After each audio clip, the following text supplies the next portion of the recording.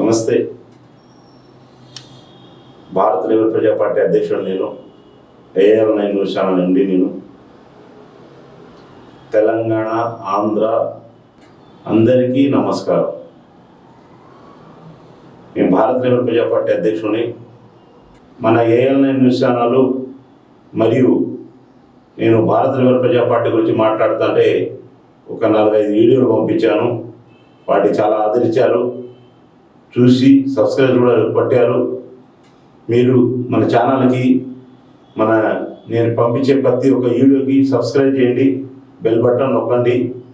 మీ అందరికీ పేరు పేరున తెలంగాణ రాష్ట్రం మరియు ఆంధ్ర రాష్ట్రం అందరికీ నాకు పేరు పేరున మీకు అందరికీ నమస్కారం చేస్తున్నాను. ధన్యవాదాలు.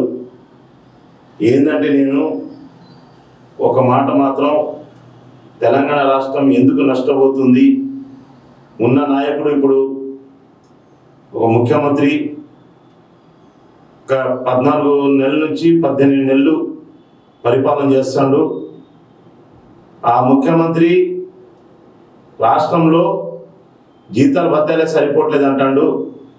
మరి జీతాల భత్యాలు సరిపోకపోతే మరి అంతకుముందు కూడా టీఆర్ఎస్ పార్టీ 9 సంవత్సరాలు పరిపాలించింది. మరి నాకు జీతాలు రాలేదు, భత్యాలు రాలేదు, ఆయన ఎక్కడెవరికి చెప్పుకోలేదు. ఈ రాష్ట్రాన్ని ఇట్లా చెప్పుకోవడం అది కరెక్ట్ కాదు. ఎందుకంటే సరే, ఇప్పుడు మీరు తెలంగాణ రాష్ట్రాన్ని నడుపుతారు కాంగ్రెస్ పార్టీ, నేను దాన్ని కాదంటలేదు. నేను ఒక్కటే ఒక మాట చెప్తున్నా, నేను కూడా తెలంగాణ రాష్ట్రం బిడ్డ. నాకు కూడా మీరు చెప్తాంటే రోజు బాధ అనిపిస్తుంది. మీరు ఒక్కలే కాదు, తెలంగాణ రాష్ట్రానికి, తెలంగాణకి 4 కోట్ల జనాలు ఉన్నారు.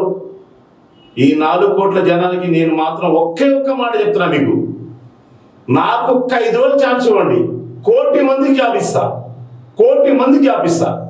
వాళ్ళకు 50 లక్షలు, వీళ్ళకు 50 లక్షలు, 1 కోటి మందికి ఇస్తా. ఒక్క 5 రోజులు ఛాన్స్ ఇవ్వండి. మీకు పరిపాలన చేత కాకపోతే మీరు చెప్పండి, మాతో కాదు, మా వల్ల కాదని. 9 సంవత్సరాలు పరిపాలన చేసిన పార్టీ లేదా? తెలంగాణ రాష్ట్రం అంతకుముందు నీకన్నా ముందే పరిపాలించింది.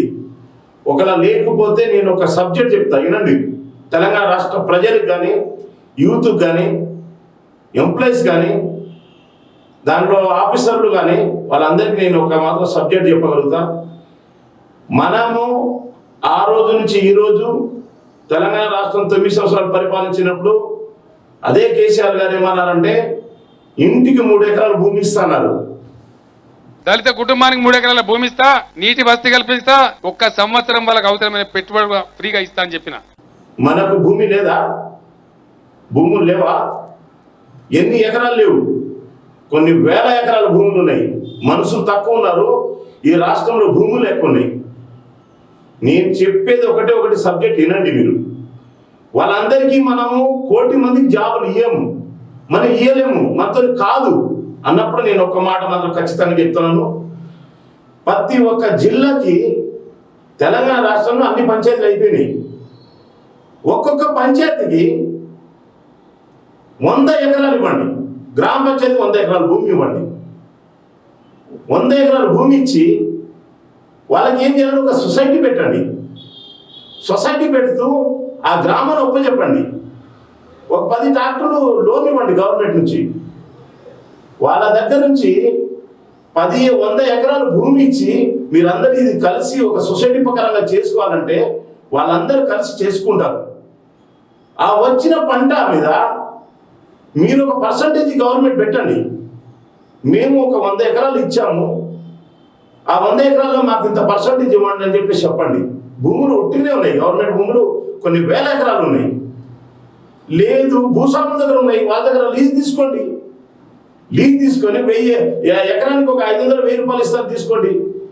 భూస్వాముల దగ్గర 500 ఎకరం, 200 ఎకరం, 300 ఎకరం ఉన్నాయి, కొంతమంది దగ్గర ఉన్నాయి. ఆ పట్టాలు, కాగితాలు వాళ్ళ దగ్గర ఉన్నాయి, వాళ్ళ దగ్గర భూములు ఉన్నాయి. పోనీ గవర్నమెంట్ దగ్గర లేదా భూమి? మనుషులు తక్కువ మంది ఉంటే కొన్ని వేల ఎకరాల భూములు ఉన్నాయి. మనం ఏం చేయాలంటే, మన దగ్గర ఇప్పుడు సరే మనం జాబ్ ఇయ్యలేము, మనతో కాదు, తెలంగాణ రాష్ట్రంలో జాబులు లేవు, భూములు లేవా? భూముల్ని మీరు లీజ్కి ఇవ్వండి. ప్రజలకు నచ్చజెప్పి మీకు 100 ఎకరాలు ఇస్తాము, ఒక గ్రామ పంచాయతీకి 100 ఎకరాల భూమి ఇస్తాము, మీరందరూ దీన్ని షేర్ చేసుకొని మీరు దీన్ని కష్టపడి పంటలు పండించి మీరు చేసుకున్నంటే చేసుకోరా? వాళ్ళకందరూ ఉద్యోగాల టైప్లో రావా?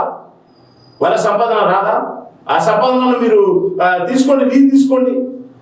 ఒక 100 ఎకరాలకి ఇంత లీజ్ ఉందని తీసుకొని ఒక మండలాన్ని పెట్టండి, దాని మీద ఒక ఆఫీసర్లు పెట్టండి, ఒక కలెక్టర్ పెట్టండి, ఓ ఎంఆర్ఓ పెట్టండి.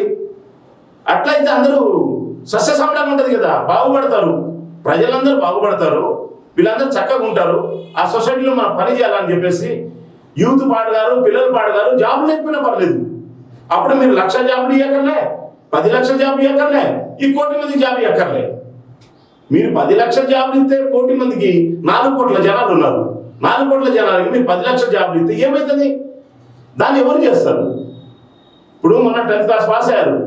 మేము 10th క్లాస్ పాస్ అయినా వాళ్ళందరూ స్వీట్ పంచుకొని హాయిగా హ్యాపీగా తిన్నారు. పాపం ఏం లాభం? ఆ స్వీట్ కూడా అప్పు తెచ్చి తిన్నారు పిల్లలు. నేను అది అంటలేను. 7th క్లాస్ చదివిన వాళ్ళు ఉన్నారు, 10th క్లాస్ చదివిన వాళ్ళు ఉన్నారు, డిగ్రీ చదివిన వాళ్ళు ఉన్నారు, ఇంజనీరింగ్ చేసిన వాళ్ళు ఉన్నారు. ఎవరికైనా జాబ్ ఉందా? ఎప్పుడు ఇస్తారు జాబ్? ఎప్పుడు ఇస్తారు? మీరు 2,000 3,000 మీరు పింఛనో లేకపోతే బస్ ఫ్రీయో మీకు ఇంకోటో ఇవ్వడం కరెక్ట్ కాదు.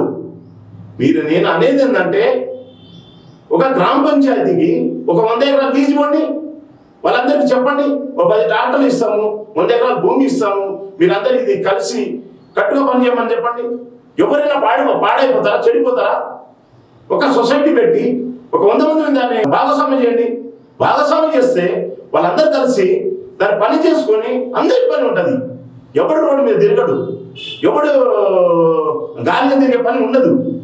పిల్లలు, యూత్ పిల్లలు వాళ్ళకి పని లేక తల్లిదండ్రులు కూలీనాలు చేస్తే ఆ 100-200 మేము ఆ పని చేస్తాం, ఈ పని చేస్తామని రాష్ట్రం అంతా తిరిగి, లేకపోతే రోడ్డు మీదకి వచ్చేసి జిల్లాలో తిరిగి, మండలాల్లో తిరిగి, మాకు అక్కడ జాబు, ఇక్కడ job, Hyderabad job, Warangal job, Khammam job, ఇవన్నీ తిరిగి పిల్లలు ఆగమవుతారు. నేను కాదట్లేదు, ఎక్కడ జాబులు మీరు ఇయ్యరు, ఎక్కడ ప్రైవేట్ కంపెనీలు లేవు. లేకపోతే ఒక కంపెనీ కట్టండి, ఏదైనా ఒక కంపెనీ కట్టించారా? ఎక్కడైనా ఇన్ని భూములు ఉన్నాయి, ఇన్ని లెక్కలు ఉన్నాయి.